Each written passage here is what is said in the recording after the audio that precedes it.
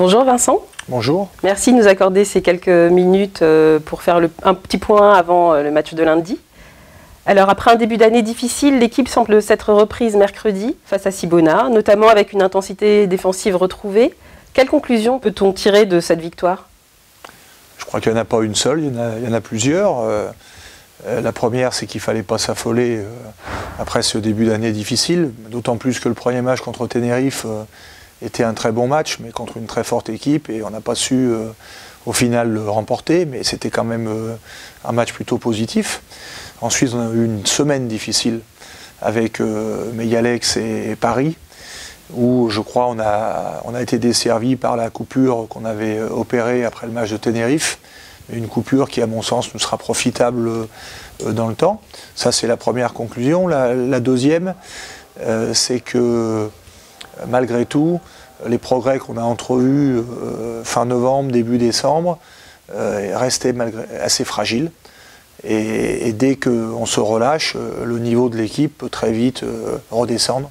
On n'a pas encore atteint une consistance qui nous permette d'être réguliers en toutes circonstances, voilà, et c'est la deuxième étape qu'on doit viser en deuxième partie de saison. Il faut qu'on gagne encore en régularité, en maturité. Donc plus globalement, quelles sont tes impressions sur les résultats de l'équipe en mi-saison? Je crois qu'on a plutôt bien corrigé le tir dans un premier temps. Voilà, on a été opportuniste dans certaines situations, sans être toujours très bon, mais on a su faire les efforts supplémentaires pour gagner certains matchs.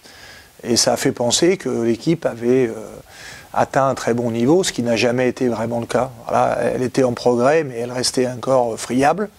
Et dès qu'on a été confronté à des oppositions plus fortes, on a été en difficulté. Donc l'objectif maintenant, c'est après, on va dire qu'on a opéré l'étape du redressement, et maintenant il faut qu'on opère celle de la consolidation. Voilà, il faut qu'on consolide ce qu'on a amélioré, de façon à pouvoir maintenant être bon même contre les grosses équipes. C'est la première fois que tu reprends une équipe en cours de saison. Comment est-ce que tu as adapté tes méthodes de travail justement dans cette situation inhabituelle pour toi? C'est surtout au début en fait où, par souci d'urgence, on s'est vraiment concentré sur quelques petites choses et puis surtout sur l'état d'esprit pour essayer de gagner les premiers matchs, parce que le sentiment que j'avais, c'était que les défaites à répétition avaient vraiment entamé le capital confiance du groupe, et que donc il était urgent de gagner pour changer cet aspect-là des choses. Et puis depuis un mois, on essaye de rentrer un peu plus dans le cœur du sujet, parce qu'il faut qu'on améliore aussi notre fond de jeu, nos qualités. Et malgré tout, on sait que ça prend du temps, et que c'est pas souvent efficace tout de suite. Mais il faut le faire, parce que sinon, le niveau qu'on affichait n'aurait jamais été suffisant pour espérer quoi que ce soit dans notre championnat. Justement, en parlant de championnat, lundi, vous allez accueillir Chalon-Reims pour une finale en vue de la qualification pour la Leaders Cup. C'est une équipe qui est plutôt en forme, qui a battu l'Élan Chalon le week-end dernier. Ouais. Comment est-ce que tu appréhendes ce match? J'espère en tout cas que toute l'équipe va être vraiment à fond. Voilà, pour moi c'est une petite finale, j'ai dit, de la mi-saison.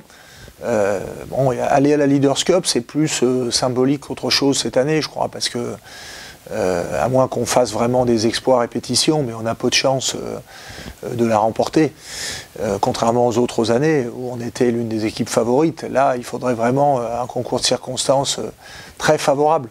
Mais au-delà de ça, il y a le positionnement pour les playoffs. Voilà, ne pas gagner lundi, ça voudrait dire laisser filer devant nous les équipes pour les playoffs, et les équipes fortes, Le Mans, Gravelines, Villeurbanne. Donc des équipes dont on n'a aucune garantie de pouvoir les rattraper. Donc il faut rester au contact de ces équipes-là, et donc ça passe par une victoire.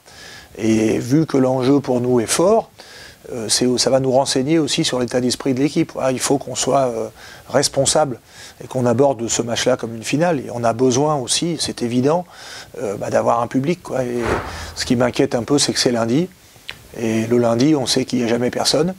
Voilà, parce que c'est le pire jour de la semaine pour venir à la salle. Mais j'espère que pour une fois, pour une exception, le public sera quand même au rendez-vous, parce qu'on va en avoir besoin. Voilà, on a vraiment besoin de ce match. Je crois que c'est un moment important de notre saison. plus que pour aller à la Leaders Cup, pour rester dans cette course au play-off, parce que c'est quand même l'objectif numéro 1, voilà, c'est de pouvoir disputer le titre à la fin de la saison. Avec l'appui de la Sigarmi. Avec l'appui de la Sigarmi, de toute façon, la progression du club ces 2-3 dernières années, pour moi c'est d'abord la progression de la salle. Voilà. Notre salle n'est plus du tout la même. On voit encore mercredi contre Cibona Zagreb.